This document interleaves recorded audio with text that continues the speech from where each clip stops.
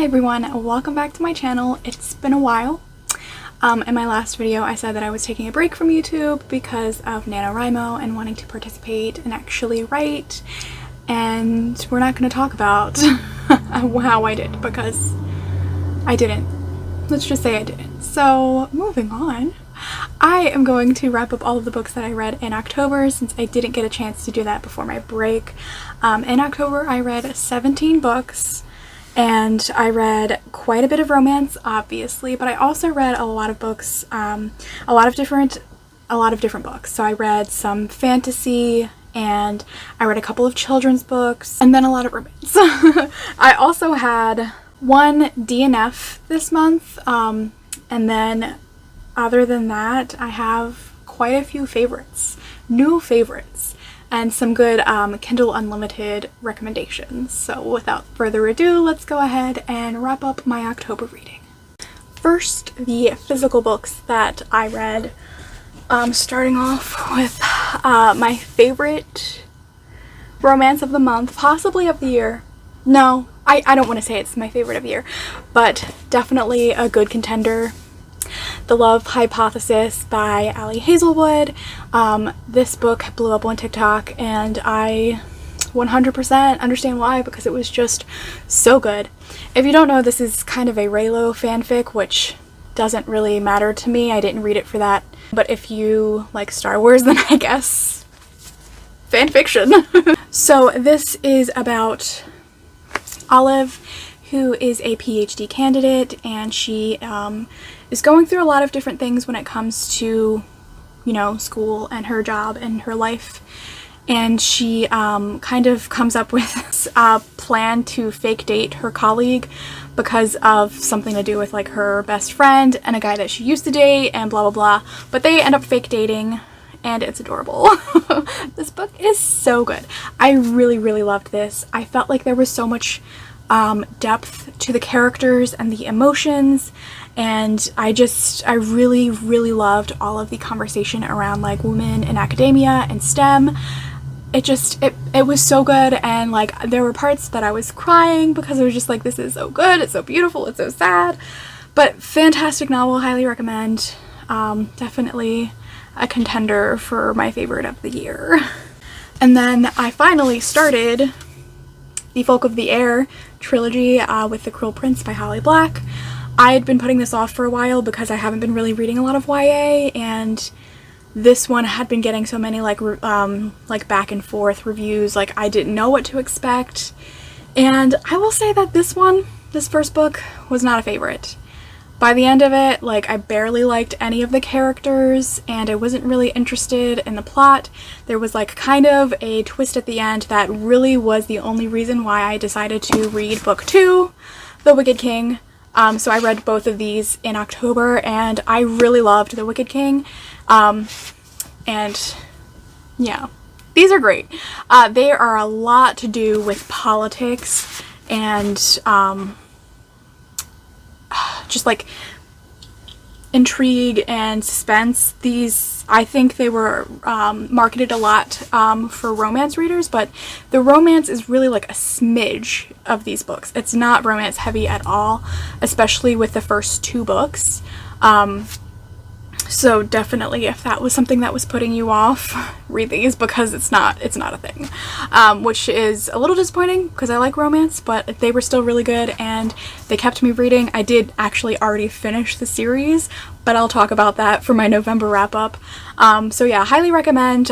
These books follow Jude, who when she was young, her mother was killed by her mother's like ex whatever, who was the general of the fairy army or whatever, and he ends up raising the orphaned children as his own, and so she and her sister Taryn, who are twins, grow up in this fairy court as humans, and Jude really wants to be a soldier, and it's just a lot about her trying to be a part of the fairy court, having like an actual part in this world instead of just being like a bystander as a human. So it's really good. I really liked it. That third book, so good. Highly recommend. And then I also read the Graveyard book by Neil Gaiman. This is a children's like middle grade book, and it's about Nobody Owens, who grows up in a graveyard after he is orphaned, and he is taken care of by the ghosts of the graveyard and a vampire, and they take care of him, and you get to know why his family was murdered. And yeah, it was cute. It was really sad at the end, like a good sad. Like, it was happy tears that I was crying, but so good. I love Neil Gaiman. I love his children's books. Also, the audiobook is read by Neil Gaiman, and he is a fabulous narrator. And then let's just get out of the way. The other children's book that I read was a picture book. I read Gustavo the Shy Ghost. 100%, if you have children, go read this book to your children. If you don't have children, borrow this book from your library just so you can read this adorable children's picture book. It's adorable. I loved it. And yeah, perfect book to read to kids during October. And then let's talk about the science fiction romances that I read. I read 2 more books of the Ice Planet Barbarian series, Barbarian's Taming and Barbarian's Heart, which I think are books 7 and 8. I could be wrong. Barbarian's Taming was good. It was fine. Barbarian's Heart is probably my favorite of the series that I read so far, mostly because it contains like so many tropes that I love. The Barbarian's Heart is about Pashoff, who gets, like, he is almost killed in the previous book because of a thing, and so in his book, he, loses his memory, and so he already has, you know, his mate, and his mate is upset because, you know, her husband doesn't remember her.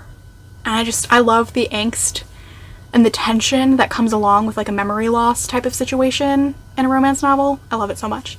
And there was so much in here.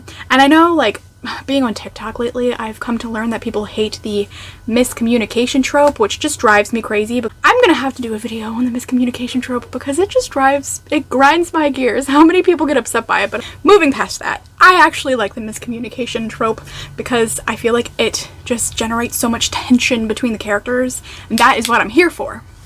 So I loved Barbarian's Heart. Definitely my favorite of the series thus far. 5 stars. And then I read 2 books from Victoria Aveline, or Aveline. Choosing Theo and Freeing Luka.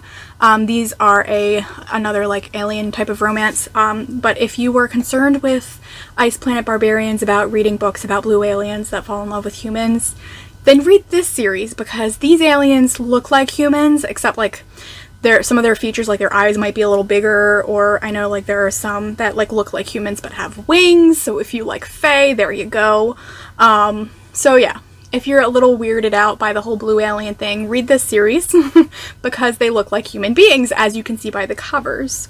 I really, really liked the first book. The second book I thought was a little bit boring, but these are pretty interesting too. They follow kind of the same setup as the Ice Planet Barbarian series, where a group of women are kidnapped by these aliens for nefarious purposes, and they end up escaping or whatever and are saved by these alien civilizations. And the first book, you learn that this particular planet where these women end up on, they are having a like an infertility problem where there are like twice as many men as there are women. So they find out that human women are compatible with them, and so you can see where things might go wrong. Or well, for others. But these were fun. I really liked the first one, like I said. The second one was okay. And I will probably continue with the series eventually. I did also read quite a few different novellas. First I read Fallen King by Giana Darling. I honestly felt like it was a waste of time. I mean, it was only like 40 to 50 pages, so it's like not a huge waste of time, but I gained nothing from it. So yeah. It's about, now I can't even think of what his name is. The son. His name is King. Duh. Okay. It's about King. And kind of what happens between, I think, the 3rd and the 4th book in the series. And yeah, it was a bunch of nothing. I then read Satan's Affair by H.D. Carlton, and this was my DNF of the month because I'm sorry, but I'm not gonna read a romance novel where the heroine rapes someone. Not okay with that, so pass. Check your trigger warnings. And then I read Heir by Katee Robert, which is the second book in her like vampire reverse harem romance series, which the third book comes out in December, and I'm excited for it. This one kind of just continues the cliffhanger of the first book, and it was good. I'm not gonna lie, I really like these, even though they're kind of ridiculous. If you're looking for a vampire romance, read these. If you like reverse harems, read these. Highly recommend. And then the rest of these, of course, are gonna be Kindle Unlimited. First, we'll start out with Burnout by Coralee June. I got this recommendation from TikTok, and let me tell you, I don't remember a single thing about this book. I also just looked up the Goodreads synopsis of it to kind of, you know, jog my memory. I still don't remember a single thing about this book. But from what I can tell, it's a best friend, or brother's best friend, and then I think he ends up also being a teacher at her school type of thing.